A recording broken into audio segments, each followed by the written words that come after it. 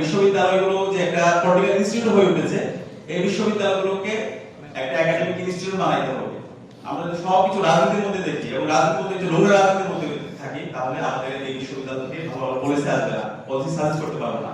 বিগত সময়ে আমাদের বিশ্ববিদ্যালয়ের শিক্ষকরা, বুদ্ধিজীবীরা, তারা কিন্তু এই ধরনের পলিসির সাথে জড়িত ছিল, তারা অবৈধ শাসনকে বৈধ দিয়েছে।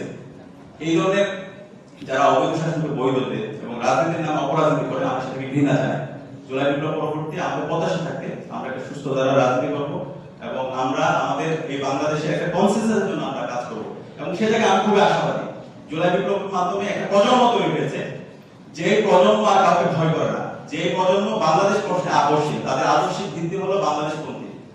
এবং যে প্রজন্ম তারা সে যে করুক, সে ছাত্র দল করুক, সে ছাত্র শিবির করুক, বাম করুক, ডান করুক, যাই করুক, কিন্তু সে বাংলাদেশের প্রশ্নে, সে বাংলাদেশের শহীদের আকাঙ্ক্ষার আলোকে একটা নতুন বৈষম্য ইনসাফভিত্তিক বাংলাদেশ নির্মাণ করার প্রশ্নে সবাই ঐক্যবদ্ধ। এই প্রজন্ম যদি বেঁচে থাকে, আমি বিশ্বাস করি বাংলাদেশ পথ হারাবে না, এবং আমরা ইনশাআল্লাহ শহীদের আকাঙ্ক্ষার আলোকে আমরা বাংলাদেশ নির্মাণ করব। এবং এই প্রজন্ম সত্যকে সত্য বলতে শিখে গেছে, তারা প্রতিবাদ করতে শিখে গেছে।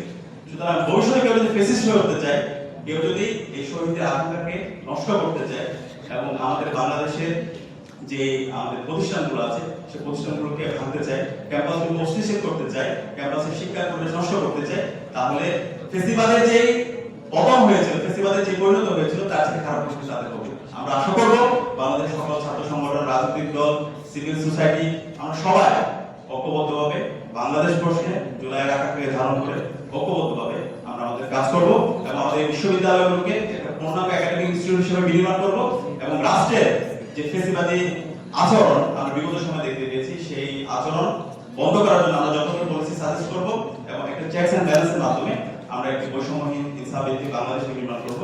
সেগুলো তো আপনারা জানেন। আমি আমার কথা শেষ করছি। সালাম।